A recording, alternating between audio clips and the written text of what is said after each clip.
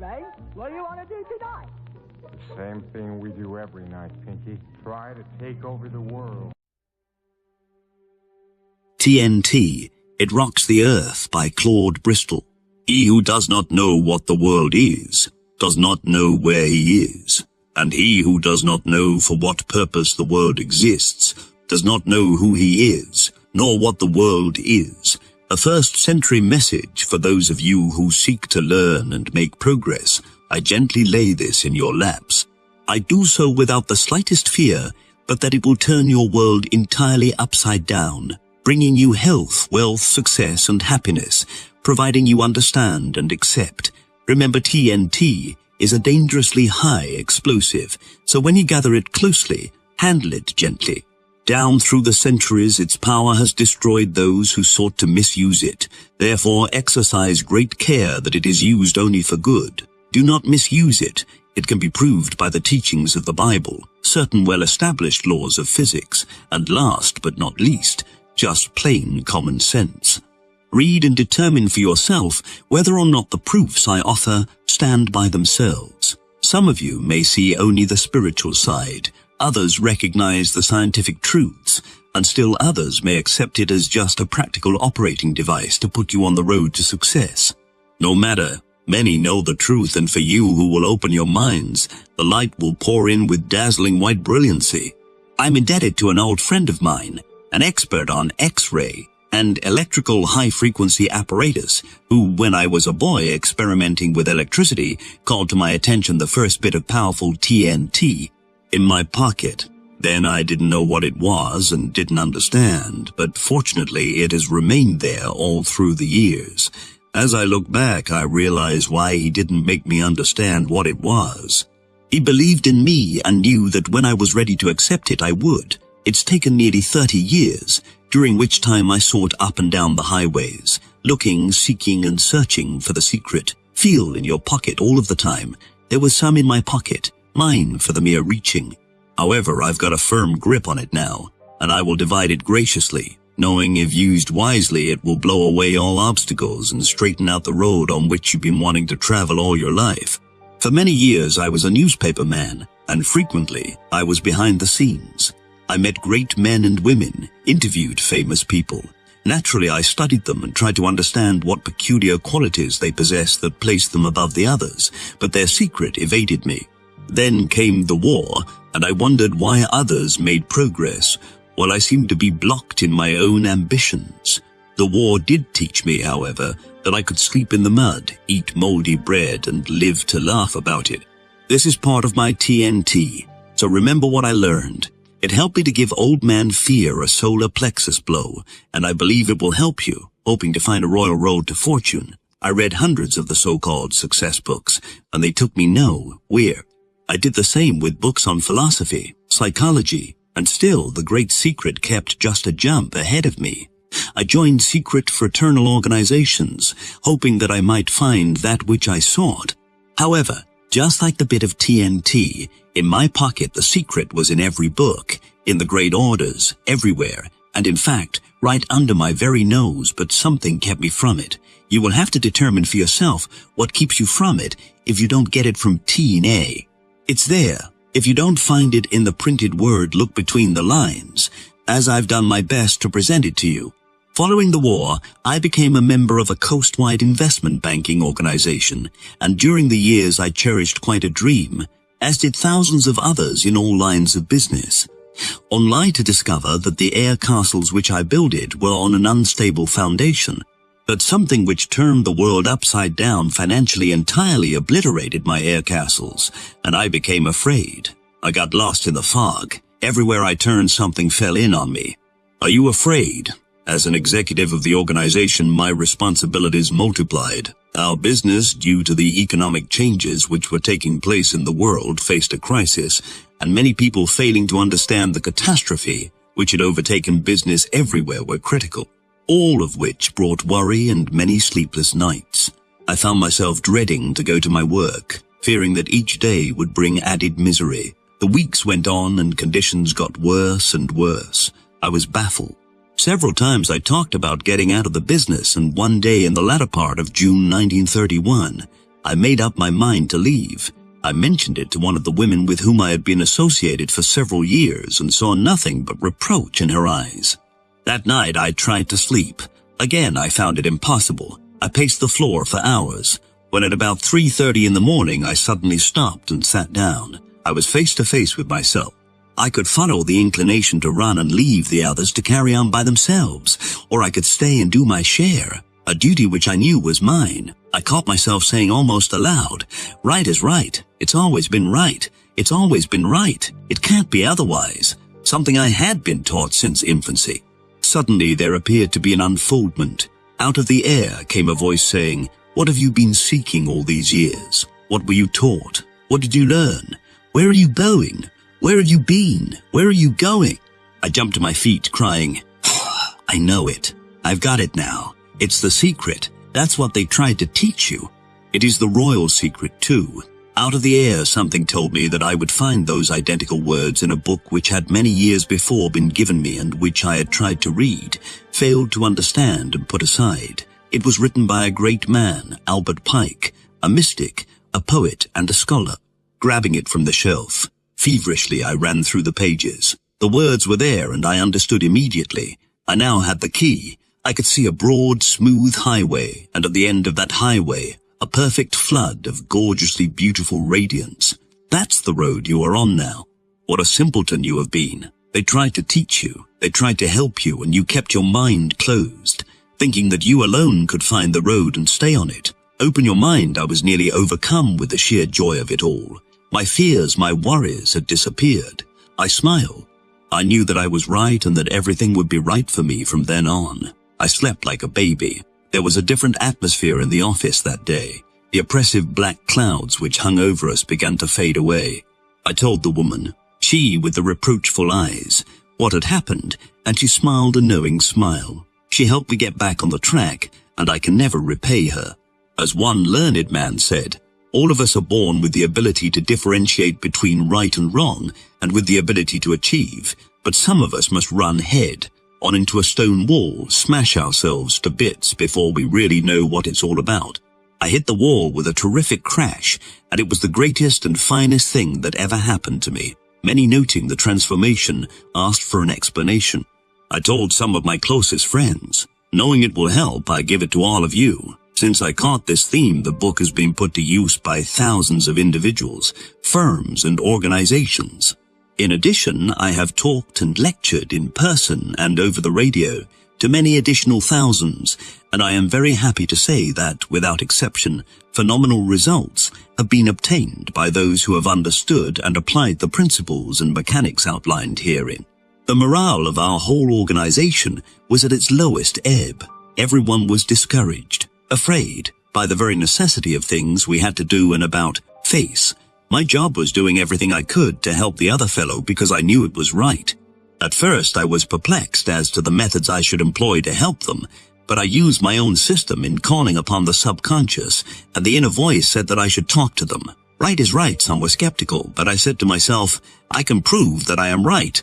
And during the week that followed, I spent every waking hour reviewing the books that I had studied through the years. Naturally, the Bible came first, then followed studies in yogiism, the philosophies of the old Greek and Roman masters, and of the later-day teachers and students. I again deliberated over the meditations of Marcus Aurelius Antoninus, reread Hudson's Law of Psychic Phenomena, another book, The Gist of It, written by a brilliant physician, Hayden Rochester.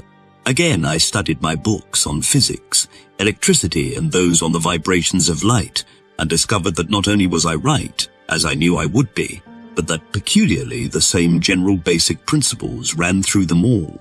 I reread numerous books on psychology and found the same story everywhere. Subsequently, I quoted excerpts, and lo and behold, things began to move.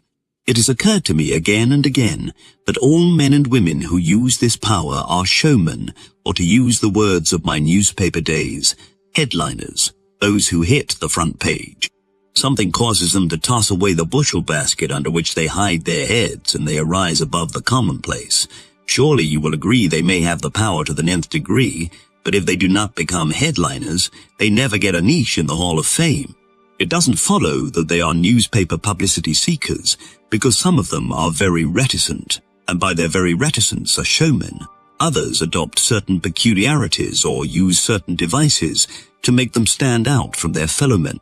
Some wear an efficacious smile, others scowl, and still others have a certain charm of manner. Long hair, whiskers, and sideburns play their part. Flowing robes and distinctive dress are worn by others. The showmanship of some is evidenced by red neckties, others by spats, affected manners. Where is your niche? Many master the art of oratory, the science of warfare, banking, statesmanship, politics, the arts, but all of them stand out in the full glare of the calcium. Headliners, the number is legion. I mention a few of those of history and today. Demosthenes, Nero, Julius Caesar, Christopher Columbus, Cleopatra, Balzac, de Maupassant, Sir Isaac Newton, Joan of Arc, Cromwell, Edgar Allan Poe, Benjamin Franklin, Alexander Hamilton, Bismarck, Graham Bell, General Grant, Seal Hodes, Pym, T. Barnum, Clemenceau, Kitchener, Woodrow Wilson, Joffre, Sir Thomas Lipton, Foch, Mussolini, Winston Churchill, Charles E. Hughes, Lloyd George, Mahatma Gandhi, Ramsay MacDonald, Will Rogers, Douglas Fairbanks, Roosevelt, Henry Ford, Lindbergh, Alfred E. Smith, Lenin, and Hitler. They have been and are found in every walk of life. Gandhi uses this power, I am sure, and I think he is the greatest headliner of present times. You can find many pictures showing him in the modern civilized garb of man, but today, and for several years, he has kept his hair cropped short, worn a loincloth, and a pair of huge spectacles. I have no right to say that Gandhi affected this attire for any particular purpose, but I believe he has done it to focus the world's attention upon himself for India's cause. I make no attempt to explain why those who use this power are showmen. You'll have to determine that for yourself. But remember, a city that is set upon a hill cannot be hid. Neither do men light a candle and place it under a bushel. Again, the great truths of life become known only to those who are prepared to accept them. I repeat, thousands who use the power for evil brought on their own destruction. We get out of life exactly what we put into it, no more, no less. When we put in good thoughts, constructive efforts, and do good, then we receive like in return, for whatsoever a man soweth, that shall he also reap. Detonating caps are now set. Caution signals are out. Be careful.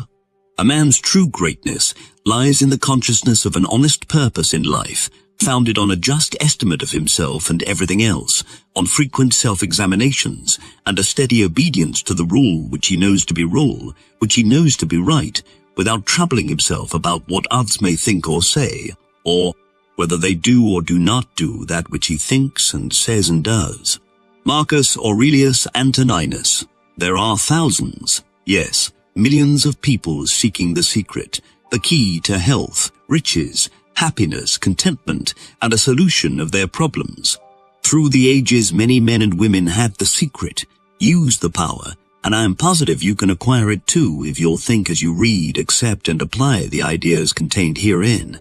What do you want? Where are you going? An old story, I repeat, an old story. Down on a levee in Mississippi, 2 men were dozing. One of them yawned, stretched his arms, and sighed. Gee, I wish I had 1,000,000 watermelons. The other man asked, Ralph, if you had 1,000,000 watermelons, would you give me half of them? No, sir. Would you give me a quarter of them? No, I wouldn't give you a quarter of them. Ralph, if you had 1,000,000 watermelons, wouldn't you give me even 10 of them? No, sir. I wouldn't give you 10 of them. Well, wouldn't you give me 1 lousy watermelon? Say, Sam, I wouldn't give you even a bite of one if I had 1,000,000 watermelons. Why not? Because you're too lazy to wish for yourself. There's much to be gleaned from that story. You'll understand as I proceed. I am fully cognizant that some will scoff. There have always been scoffers, but scoffers never succeed. They never get any place in life, simply become envious, while the doer or the person who is moving forward has to jump over or go around them. They have nothing but a nuisance value in life. Some of you may dismiss all of this as you have done before, as you always will. But for those of you who are interested, are still willing to learn, I promise you can learn. I promise you can learn and make progress for yourself. Scoffers do not succeed, I take it there isn't an intelligent man or woman who isn't really interested in getting ahead, but I have often wondered if there isn't a negative quality in most of us which precludes us from really starting. There's a saying I thoroughly believe in. If you believe it, it's so. Simply a cryptic statement or digest of what I give you. All the great teachers, Buddha, Confucius, Muhammad, Jesus, and many philosophers taught a great fundamental idea. It is found in all religions, cults, creeds, and sects. Everywhere runs the same general theme, the gist of which, in my words, is, if you believe it, it's so. If you believe it, it's so. If you believe it, it's so. I quote from the Bible. As a man thinketh in his heart, so is he. As a man thinketh in his heart, so is he. If you believe it, it's so. Note the similarity. Reduce the whole thing to one word, faith. I have heard many people say the day of miracles is past, but never in my life have I heard a thinker, a student, or a believer make such a declaration. Surely, the days of Aladdin and his lamp are gone. Perhaps they never existed. So with the magic wand, the magic carpet, and all of those things of fairy tale and legend, when I refer to miracles, I mean those things which can be accomplished through faith. Faith in your belief. Faith in yourself. Faith in the persons with whom you are associated. Faith in a power. Faith in that something, which controls the destinies of everyone. And if you can get that faith and dissipate the negative side, nothing in this world can stop you from acquiring what you desire. Believe in yourself. While this may sound fallacious, you can have anything obtainable if you really want it. All of us are prone to calculate and weigh things, permitting the negative side to creep to the fore, and our thoughts evidence themselves in such remarks as it can't be done. I'm afraid. What will happen if I do it? People won't understand. It isn't worth the effort. I haven't the time. And similar verbal alibis. If you haven't expressed these thoughts to yourself, then others have to you, and through the power of suggestion, you have accepted them as your own conclusions. Why the alibis? This same message has been written and delivered thousands of times.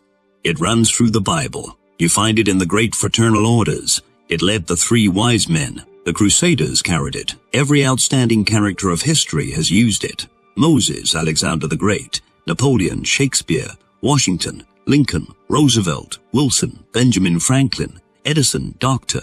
Steinmetz, Barnum, and thousands of others had a grasp of that something. The wise men of all ages, the medicine men, religious leaders, great teachers, the Maya priests, the yogis, the healers, the healers, the healers, the healers, the miracle men, all of them knew this secret.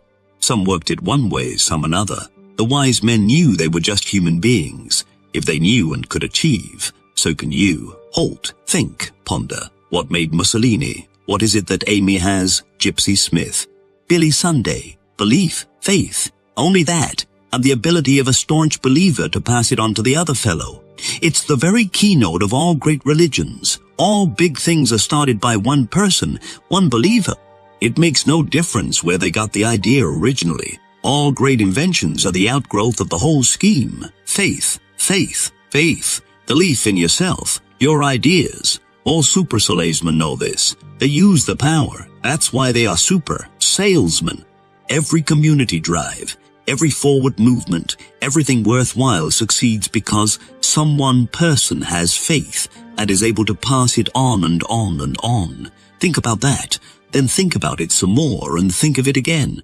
Meditate over it, and you'll realize that every word is true. Many envy the man or woman getting ahead, who appears to be a financial success, a power, an influence. Did you ever seek the explanation? Everything that anyone has ever done constructively has been done from within himself. Don't envy. Do every one of us, if put on the right track, can accomplish what he or she is after by keeping before him or her my own expression. If you believe it, it's so, and adopting the old adage, where there's a will, there's a way.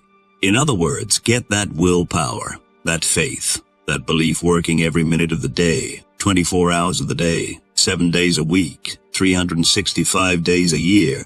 And I promise you, if it's done, you will leave people around you in the progress you make as rapidly as high-frequency electrical discharges oscillate through the ether. Pause and think for a moment.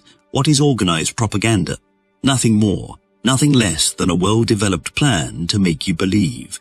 You saw it work in the war days, and if you're wide awake to what is going on around you, you know that it's being worked in every line of human endeavor today, just as it was worked thousands of years ago, and as it always works.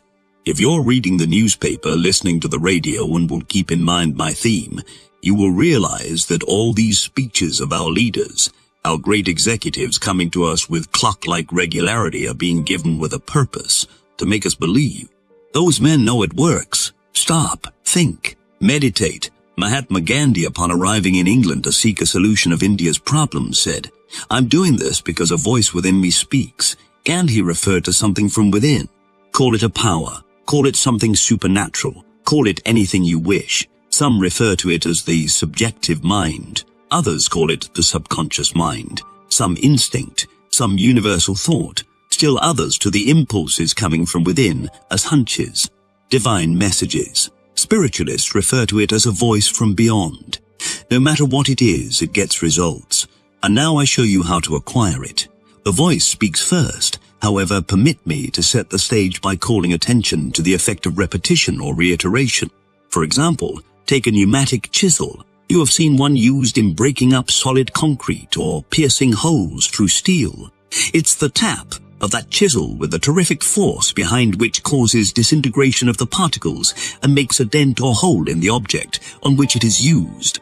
All of us have heard of the old torture system of dripping water on the forehead. Perhaps you are familiar with Kipling's Boots. It's the tramp of boots that makes men mad. It's the constant never-ending repetition that penetrates. You are familiar with the first part of the picture and how repetition works on material things, but some of you may not thoroughly understand the second part. But here too, it's the repetition that ultimately makes its impression upon the human mind. The fundamental of advertising is its repetition. Its appeal by reiteration. 100 others all impressed on your consciousness by constant repetition. Through the science of repetition, you learn to multiply. Everything you ever memorized was impressed upon your consciousness through repetition. You are constantly being reminded to reaffirm your faith in your religious belief. The same science, again and again. Repetition, reiteration, reaffirmation and repetition. The connection between the conscious and the subconscious or subjective mind is close. Every student of the subject knows what may be accomplished by definitely contacting the subconscious. When you get a definite detailed picture in your conscious mind by using this process of reiteration or repetition and make the subconscious mind click, you have at your command a power that astounds. The science of suggestion. We hear much about the power of suggestion. We know how easy it is to make a person ill by constantly suggesting to him that he doesn't look well, etc. It's the constant mental review of his crime that makes a lawbreaker confess. As a newspaperman, I have been in on many third-degree sessions. I have seen detectives and prosecutors corner a single individual and shoot questions at that individual until his face was bathed in perspiration. It is the deadly repetition, the reiteration, the tap, tap, tap, tap, through the power of suggestion which brings confession. Skilled prosecutors, clever defenders appeal to the emotions of jurors, never to the conscious reason. And how do they do it? Simply by a process of repeating and emphasizing time after time the points they wish to stress. They do it with usage of words and variations of argument. Behind all there is the tap, tap, tap, tap, tap, tap, tapping the subconscious, making the jaws believe. If you will keep this idea of repetition in mind, you will understand why members of a certain race of people are so successful in business. When families are gathered together, the subject of conversation is business, business, business, business. They talk their problems over. They keep before them constantly the idea of making money and making progress, and never for a moment are they permitted to forget. And they stick together, the idea that was born of necessity, just like a machine or an article is born of necessity. We are all familiar with the old adage, necessity is the mother of invention, and it is true of all human impulses and endeavors. A drowning man grabs at a straw, a starving man at a crust of bread. The impulses come when you get up against it. You who have been there know what you had to rely on in times of acute pressure and whether or not you heard a little voice from within. There can be no gainsaying that once you have made up your mind to do a thing, it will be done. But the trouble with most of us is that we sidestep, vacillate, and seldom make up our minds to what we want or determine clearly the road on which we wish to travel. All daydreams and wishes would become realities if we kept them constantly before us, put fear behind, shoved away all reservations, ifs and zans and buts. Again, a lot of us think we know what we want when, as a matter of fact, we don't. This sounds paradoxical, but if each of us knew what he wanted, he would get it, provided he had the willpower, the stamina, the dynamic force, the fight to go after it. Where are you going? Therefore, the first thing to do is get that spirit of determination. That may be obtained by constantly saying to yourself, I will, I will, I will, and will'em, and I will, and believe it. Then before you know it, you will have developed a willpower which, coupled with these other things I'm about to explain, will change your whole scheme of things and get you on the road to success. If you haven't the desire to improve your own individual position in life, then you had better stop reading right now and burn this. However, should you have the desire, you are on your way to make progress.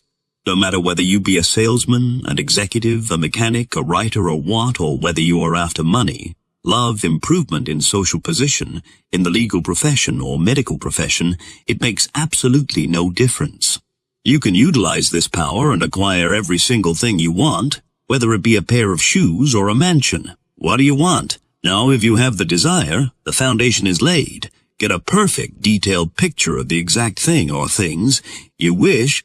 If it is increased sales, fix the exact amounts. If it's something you want the other fellow to do for you, the love of a woman or the love of a man, a new suit of clothes or a new automobile, in thing and everything. No matter what you are after under this system, you can have it, provided the object of desire is morally right and the picture definite and positive. He who knows how to plant shall not have his plant uprooted. He who knows how to hold a thing shall not have it taken away. Lao Tzu, the Chinese mystic, 600 BC. When you have the picture firmly in mind, begin using the tap-tap system, as I have outlined. It is going to be the repetition, the reiteration of that picture upon the subconscious mind that will cause the little voice from within to speak and point out to you accurately and scientifically how you are to proceed to get what you want. And when it has spoken, swing into action immediately. Then, as you move, all obstacles will dissolve into thin air. Adopt this tap system. The idea is to keep the picture or pictures before you constantly, as an aid in the visualization of the things you want and to keep them uppermost in your thoughts. Write a word picture of them on several small cards. Business card size is convenient. Keep them always in your possession and look at them as frequently as possible, bearing in mind the more often you glance at them and visualize the pictures, the firmer become the impressions upon your consciousness. As a suggestion, pin one card above the mirror to be looked at in the morning when you shave. Permit the details of your wishes outlined on the card to increase as you continue to develop the mental pictures. Have another card convenient to look at while you eat your lunch, your dinner. Use the cards again just before you go to sleep. Keep it up. Tap, tap, tap, tap, tap. However, there's no point to writing down your wishes until you have determined that every single detail of what you want is to be photographed permanently in your thoughts, to stay there until they become realities. Use small cards. Remember that repetition of the same thought, the same suggestion, makes the picture positive. When you thoroughly comprehend this, you will understand why thought always correlates with its object. Reflect for a moment. Where did the steamboat, the locomotive, the automobile, the electric light, the sewing machine, the radio, the typewriter, and a million more objects and conveniences come from? All were thoughts or mental pictures in the minds of men before they became realities. Everything on this earth, except that which nature creates or has provided, is the result of sustained thought. Powerful thoughts attract thought. Contacting that something brings everything, with nature's exceptions, into manifestation. A single thought not to be followed up, a flash to be dismissed or lost, is like a bobbing cork, aimless and without purpose. However, the same thought, the picture of the thing you want kept constant, always attracts its object, just as a magnet attracts. The larger and more powerful the magnet, the greater its drawing force, and so it is with sustained thought. The more powerful it becomes, the more it attracts. Just as a huge magnifying glass drawing the sun's rays and kept focused on a certain spot will burn a hole, so will powerful, sustained thought, the vivid mental picture directed to or on its object correlate. However, you must mentally see the picture of your object or ideal as a reality. See every detail of the picture as being in existence, just as you want the object or ideal to actually be. Then, as if by magic, the chain will link itself together. Now go back and reread this again until it is permanently impressed upon you. As an additional means of concentration, augment the foregoing formula with the use of a mirror. Daily and as frequently as possible study yourself in the glass. Search deeply into your eyes until you can see the fire of enthusiasm mount and cold. Steely determination take the place of doubt and indecision. Get to know yourself thoroughly and keep telling yourself where you are going and what you want. Sooner or later you will see mentally, at least, the reflection of your innermost desires in the mirror, and your daydreams will begin to take shape. As you grasp the science behind this theme, you will understand why many powerful characters have used this mirror idea with great effectiveness. Once the pictures are clearly defined, do not for an instant permit them to escape. Hold them with bands of steel. Use your mirror, so use all that is called fortune. Most men gamble with her and gain all and lose all as her wheels roll. But do thou leave as unlawful these winnings and deal with cause and effect.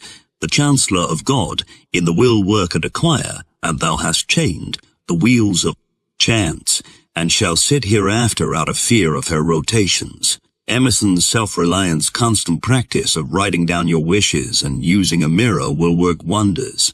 Shortly you can form the pictures at will, without the use of either cards or mirrors, and you will find yourself tapping the subconscious mind almost automatically. Practice, practice, always keep tapping.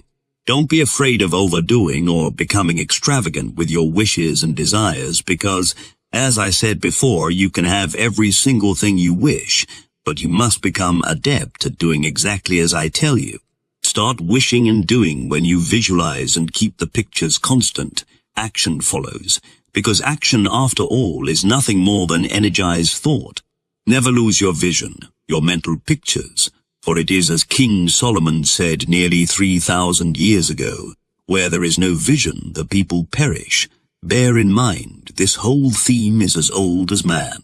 The only thing I do is to give you the message in words of today and outline a simple system of mechanics which may be used by anyone. As we all know, the proof of the pudding is in the eating, and if you have any doubts as to whether or not I am giving you an exact science, try it. The automobile will begin to take shape. You will get the new shoes, and the bricks of the mansion will fall into place as though a magical hand has touched them. I know it, I believe it, and it's so. You know something of the efficacy of prayer. What is prayer but the expression of a heartfelt, earnest, sincere want or desire? The great master said, "What things soever ye desire, when ye pray believe that ye receive them, and ye shall have them." And it's true. All of us know the effect of our own desires on ourselves, and how events are influenced by great desires. Every economic change down through the centuries has been due to the desire of man to benefit himself. However, we must believe, have faith. Otherwise our innermost desires, prayers, become simply bursting bubbles. The great master also said, "If thou canst believe, all things are possible to him that believeth." I have pointed out the way that belief, faith, is engendered and kept constant through repetition, reiteration of the same thought. It's now up to you to do the rest. Keep in mind always, as I said before, you are appealing to the subconscious, that something way down deep in all of us, universal thought, to the powerful force behind, that omnipotent power, a supreme intelligence, or whatever you wish to call it. It is easier to go with the current than fight against it, but you must harmonize with others, with everything around you. No longer let thy breathing only act in concert with the air which surrounds thee, but let thy intelligence also now be in harmony with the intelligence which embraces all things. The words of a great philosopher, the ancients tapped it. It shouldn't be necessary for me to explain that I am suggesting that you put yourself in tune with the very stream of life itself. You who understand will appreciate that nature, provides ways and means for all things to grow rightly. Meditate for a moment and you'll realize I am giving truths which many may have forgotten. There's the great fundamental law of compensation which makes all things right. There's no set rule for doing anything because some of us perform one way and some another, just as two people go across the river. One goes by one bridge and one another, but they both ultimately get to their destination. In other words, after all is said and done, it's results that count. And if you will make up your mind to exactly what you want and follow the simple rules which are given herein, everything you are after will be yours. I know it, I believe it, and it's so. After you get a grip on the power, do not let the results of its usage surprise you. Miracles will be performed. You will do what previously you thought impossible. As certain as night follows day, results will follow in a most astounding manner. Things will come to you from the most unexpected sources. Ideas for accomplishment will pop here and they'll pop there, then follow through. Others may say that as things happen for you, they are mere coincidences, that you are lucky, etc. Care not what they say. They are the scoffers, the non-believers, the ignorant. Remain steadfast in your belief that they are the result of your own works, coupled with that something. In using this power, you are setting up powerful vibrations among the unseen forces. Therefore, it is not well that you should tell anyone, not even your most intimate friends or relatives, of your innermost wishes or desires, your deep-rooted ambitions. Keep them to yourself, for should some person learn what you are after, they may, consciously or unconsciously, due to enviousness or something else, set up counter-vibrations, place obstacles in your way, and otherwise attempt to hinder you. Should barriers accidentally fall or be placed in your path, climb over or go around them, go whistling blithely by. Tell no one now. Remember, it is entirely up to you as to the kind of pictures you create and hold constant and subsequently bring into realities. Analyze this. You are today exactly where your thoughts have brought you, where your thoughts have brought you, and you will be tomorrow where your thoughts take you. You are the absolute boss. Therefore, bear in mind always, the only limit is the limit you fix for yourself, and remember you start with your thoughts. It may take longer to get some of the things you are after than others. But never get discouraged. Rome was not built in a day. Just maintain your faith, your belief, and keep tapping away. Many things will be added unto you and your dreams. The positive pictures will come true. Remember, nothing can stop you but yourself. I know it, I believe it, and it's so. I also am one of those who believes that all things are relative. To my way of thinking, if a man can earn $1, he can as easily earn 10. If he has 2 suits of clothes, he can have 10. The only difference is the amount of energy he is willing to expend, and this goes for acquiring $100 to $1,000, and from then on, it is a matter of only adding ciphers. There is no limit as to what a person may do or secure, provided he makes up his mind and steadfastly and determinedly moves towards his goal. Look within. Within is the fountain of good, and it will ever bubble up if thou wilt ever dig. An ancient saying, as I said, under detonating caps, be careful how you use the power which is to be yours. It will act as a boomerang and destroy you and everything you hold dear if you use it for evil. Therefore, only use it for doing you and others the most good and bringing happiness for yourself and those around you. Do not talk or boast about what you may have done for others or of your good deeds. They will speak for themselves. Just continue to give thanks for the fact that you are on your way. That's enough. Use it only for good. What is personality? What is it when you get in the presence of another person who has personality that grips you? What is it that causes you to feel his very presence, that overshadows you? It's nothing more than a dynamic force coupled with willpower, which is drawing from that huge reservoir of the subconscious. There are millions of people who have this personality. Some say it's natural with them. Perhaps it is, but they are unconsciously using this power. In other words, it's sort of been thrust upon them, and when that thing called personality is backed up with willpower, things move. Have you got it? To my way of thinking, selling bonds, books, clothes, insurance, electric service, washing machines is no different than selling any other commodity, selling yourself or selling ideas. I have found that trying to put over an idea, firstly, I have had to believe in the idea. Dream it, eat with it, I had to have it with me every minute of the day until it became part of me. The old idea of repetition again, and I know it works in selling commodities. You have got to know what you are talking about, and only hard, personal, persistent, intelligent study will enable you to do this. One more thing, and that is keep informed as to what is going on in the world about you. You never know what a prospect may be interested in, and it's sometimes necessary to get his attention or you'll break entirely through irrelevant subjects. That's why I repeat, read the newspapers, current periodicals, and read them thoroughly. I don't mean read every detail of some murder or suicide, but get a digest of the day's news. Awaken, know what is going on about you. Get understanding. Keep step with the world's affairs. The better informed a person, the better he is equipped to get what he wants. Don't forget that knowledge is power. All of you should know that by this time, he who knows others is clever, but he who knows himself is enlightened.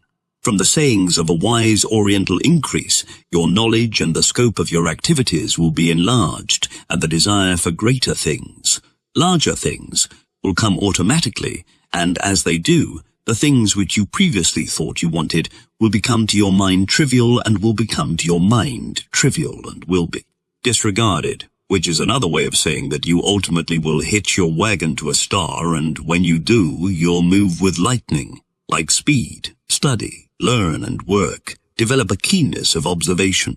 Step on the gas. Become alive for yourself and you'll pass it on to the other fellow. Get confidence, enthusiasm, and you're set up like vibrations all around you. And that's the theory of all life, as old as the world itself.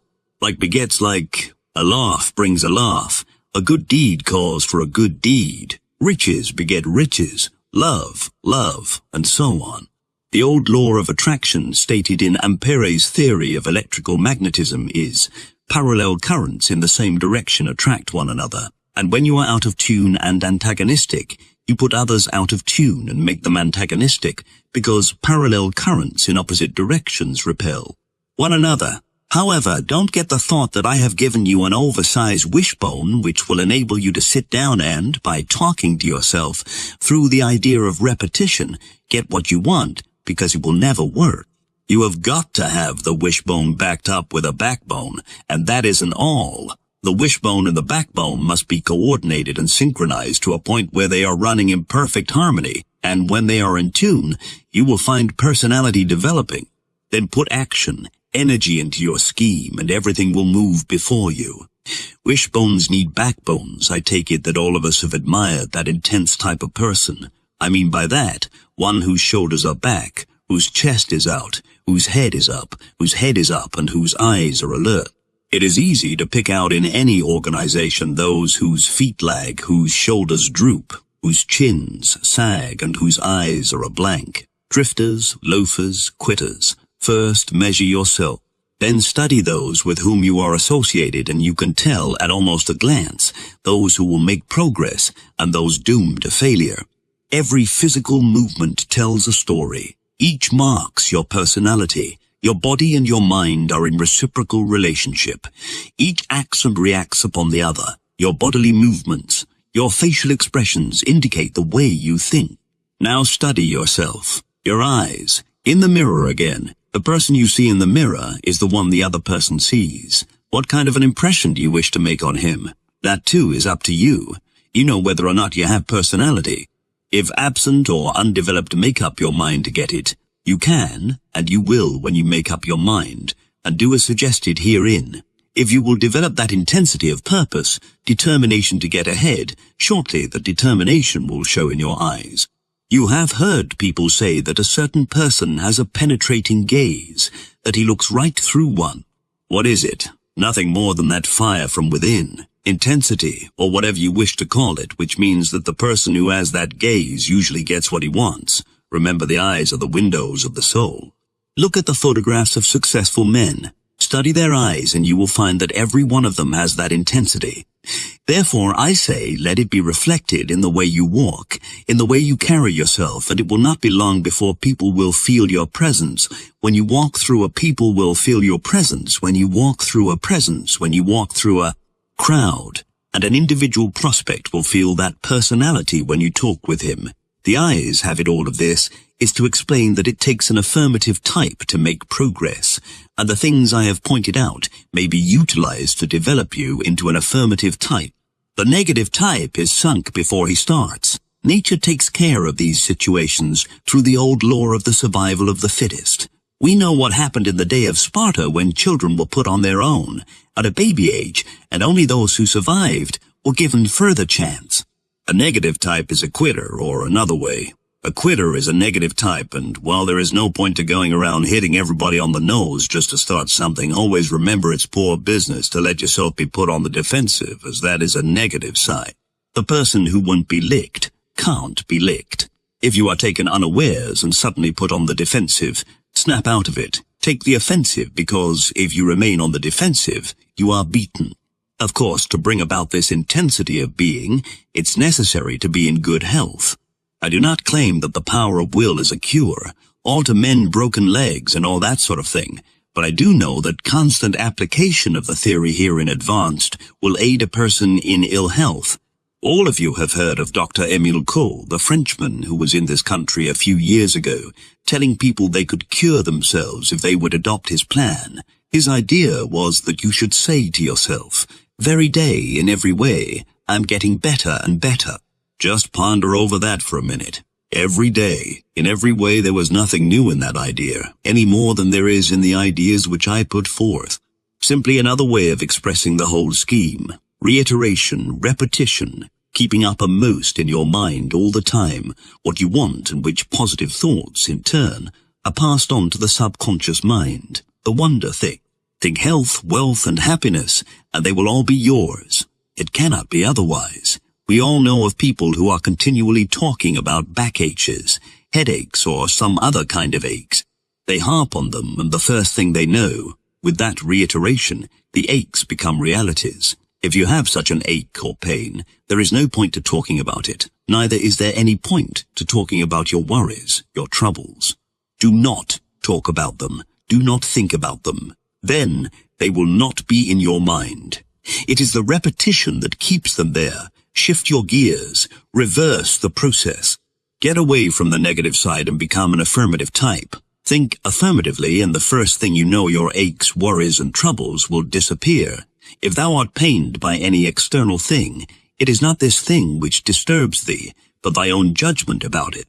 And it is in thy power to wipe out this judgment now. But if anything in thy own disposition gives thee pain, who hinders thee from correcting thy opinion? The philosophy of the ages when a train roars across the track in front of you, you put on the brakes of your automobile, throw the gears into neutral and idle your engine. You are on your way again just as soon as the train passes, but you certainly do not throw your gears into reverse and go backwards, backwards. Are you in reverse? Compare yourself to the gears of your automobile. In reverse place all fears, worries, troubles, aches, and pains. And when things go wrong, simply put on the brakes. Idle your engine until you can clearly see the road ahead. In high is everything you desire. Health, wealth, happiness, success. No power in the world except your hand can put the gears of your automobile in reverse. If your own gears get in reverse, remember you alone put them there.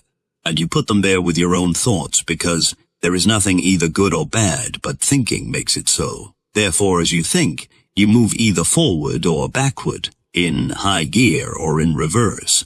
When you place yourself in reverse, worry, stew, and fret, you are using the tap idea to bring into existence the things you would most avoid. Some 3,500 years ago, Job said, "For the thing which I greatly feared is come upon me, and that which I too was afraid of is come up to me."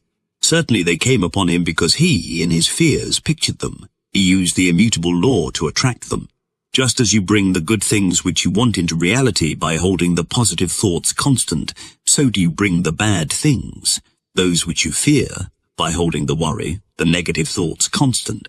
If you have read this far, then you must realize that when you look after your thoughts, then your thoughts will look after you. Therefore, which will it be? Grief, trouble, ill health, worry, failure, or health, worry, failure, or health, wealth, happiness, success. It's entirely up to you. No power on this earth, but you can direct your thoughts. and the way you use your will to keep your thoughts positive is a matter solely under your control. Therefore, lose no time in erecting a steel wall on the right side of the reverse gear. Close the door of yesterday. Keep it closed always. Then shift from low gear into high and stay there. Which will it be? Those of you with your own business, increase your business. Or if you're a salesman, your sales, as a result of your own thinking. When others tell you that business is bad, things are tough, going to the bow-wows, etc., and you accept their thoughts and make them your own, your business will go to the bow-wows. Have no doubt about that. Then as you talk to others with your chin on your chest, your feet dragging in the front of a professional mourner, then you tap them down, and the more you circulate and the more you talk. Tapping with the same story, especially if you think and talk with an air of conviction.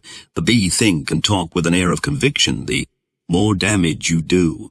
You are setting up thought, in reality fear, vibrations which are far-reaching. Fear thoughts are terrifically contagious and spread like wildfire. Conversely, as you direct your thoughts, visualizing, towards increasing your business, your sales, your profits, etc., have no misgivings of your own, keeping your mind closed to the downward tapping thoughts of others, and put enthusiasm, energy, and action into your program, your business, your program, your business, your sales automatically will increase. You must keep in mind always that the intense fire of enthusiasm from within becomes a conflagration which affects all on your wavelength as long as you radiate it. The vibrations you set up with your powerful rays of enthusiasm inspire others, raise them up, build and attract business, just as fear vibrations tap others down, repel and destroy.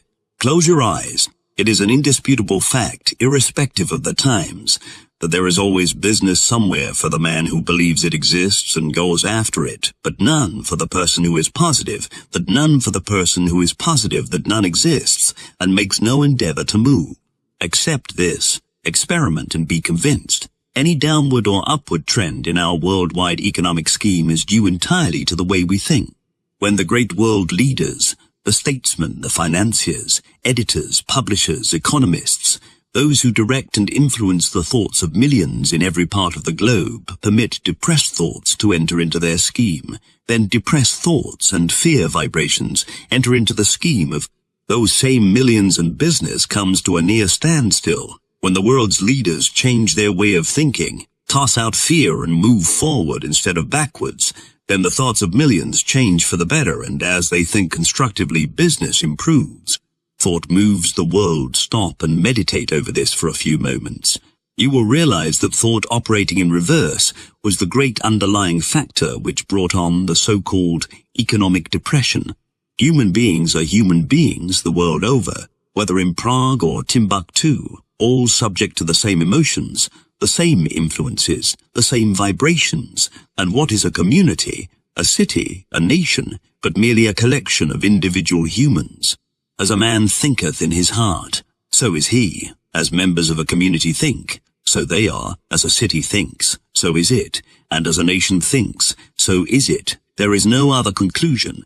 We are living in a great crisis in human history. There is unlimited need for boldness and courage, but there is no occasion for dismay. On the one hand, there is the way to such achievements, to such wealth and happiness as mankind has never before known. Life, even as we know it now, tastes very good at times. We spoil it a lot for ourselves and each other by fear, follies, hate, bickering, suspicion, and anger. There is no need for us to go on spoiling it. We have not the health we might have. We have not a tithe of the happiness we might have.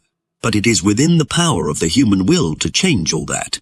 H.G. Wells, England's great man of letters, this power, this vital energy, or whatever it is inexhaustible, and it is so easy to use it if you only have the key. I am fully appreciative of the fact that psychologists maintain that few persons really think. It is my hope that this message will cause you to think. If you dismiss it as so much balderdash, then I shall know that you have never understood or appreciated how the great characters of history whom I have previously mentioned, and many others with whom you yourself should be familiar, made names for themselves, or gained niches in the Hall of Fame. Change gears. Now real people, successful people, are those who made themselves, and not what others made them. After all, there are only two ways to move, forward and backward. Why not forward? Watch the down, an outer on the street. His whole trouble is lack of positive ideas. If he thinks he is down and out, he is. If he will change his ideas, he will be up and coming. All of us know that. You can shift your gears if you only realize it. You have been told how to keep out of reverse, and it is simply a mechanical process for yourself. Understand, and you will always keep your gears in high and move forward. A sale is affected by getting a prospect to think as you do, and unless you believe that the thing you are selling is good, then obviously you can't make the other fellow believe it. Believe in your goods, that is just plain common sense. So for those of you who may be selling, keep in mind what I have previously said about knowing your article and selling yourself. That is 99 of the success of selling. The other one is as legwork, contacting the prospect. You should realize that the bending other people to your will or getting them to do as you wish is simply having them think as you think, and that is very easy. Charles M. Schwab said, "Many of us think of salesmen as people traveling around with sample kits. Instead, are all salesmen every day of our lives. We are selling our ideas, our plans, our energies, our enthusiasm to those with whom we come in contact. So it is with every endeavor, and especially true of selling commodities, because you must contact people. Sell yourself, and when I say contact, I mean contacting them face to face. The day of order taking is gone, and it is only the persons who have got it in them who are to succeed now. All the others will sink. You cannot beat a fundamental law, the survival of the fittest. Therefore, forget about order taking and keep in mind the only way you can close a sale is to make the prospect think as you think. The best way is in face-to-face contact. You have got to be in his presence. You have got to be in his presence. You have got to see his reactions, the old law of cause and effect, and you have got to adapt yourself to the conditions as they confront you with that individual prospect. If you are intent on making a sale, and you must be if you are going to succeed, keep in mind my theme. The subconscious mind will be giving you ideas, hunches, inspirations, a perfect flood of them, which will guide you correctly. They will point out the way to get into a busy man's presence, into the privacy of his very self, and when you get there, stand on both feet. Follow your hunches, be alert. Make him feel your personality. Know what you are talking about. Be enthusiastic. Don't quail. You are just as good as he is, and besides, you may have something which he hasn't, and that is utmost confidence, utmost faith in the article you are selling. On the other hand, if he is a success, he also has personality. Therefore, be sure to put the contact on a 50-50 basis. Do not belittle him. Do not let him belittle you. Meet on common ground. Make him like you, and when he likes you, and when he likes you, and you him, success is on its way. Remember, you are going to sell him. There is strength in teamwork. The esprit de corps pounded into those of us who were in the army made the American forces what they were. And it's the esprit de corps, teamwork, determination to move forward, which will shove us along. If this is accepted in the spirit in which it is given, put into execution, you will be unbeatable. And by getting in tune and getting others on the track, the world is yours. When fear rules the will, nothing can be done. But when a man casts fear out of his mind, the world becomes his oyster. To lose a bit of money is nothing, but to lose hope, to lose nerve and ambition, that is what makes men cripples. Herbert N. Casson, ascertain exactly what you want and use the mechanics given, and you will discover more gates open for you than you ever dreamed existed. I am not interested in any prophetic explanations. I am interested in results. A light will dawn upon you, and you will see clearly ahead how to achieve what you are after. The same principles, the same methods can be successfully applied to any line. The ability to accomplish anything in a convincing fashion depends entirely upon the degree of expert knowledge which you possess, coupled with that intensity of purpose. Read and study, practice, tap, tap, tap. Before closing, I should tell you that the conscious mind must be placed in a receptive condition to get the ideas from the subjective or subconscious. Of course, we all know it is the conscious mind which reasons, which weighs, which calculates. The subconscious mind does not do any of these things. It simply passes on ideas to the conscious mind. Open the door. You have heard a lot of people say, play your hunches. What are those hunches? What are those hunches? Where do they come from? They come from the workings of the subconscious mind. Psychologists tell us, you will soon understand the reason that to put the human mind in a receptive condition, you must relax. If you have ever laid on the massage table and been told by the massage table and been told by the masseur to relax, then you know what I mean. Let the body go limp.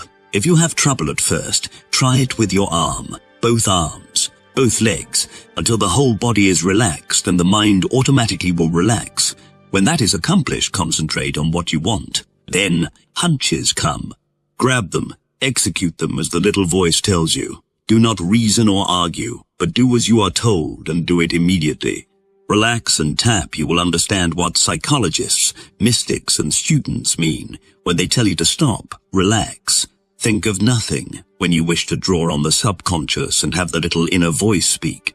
As you further progress, you will also begin to realize what the seers of the East had in mind when they said, become at ease, meditate, go into the great silence, continue to meditate, and your problems will fade into nothingness.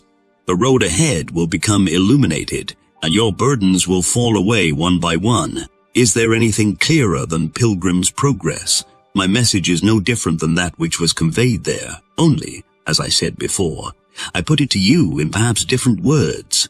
The late Thomas A. Edison, explaining his success of inventing, said, I begin by using my accumulated knowledge, but most of my inventions are completed with ideas which flash into my mind out of thin air.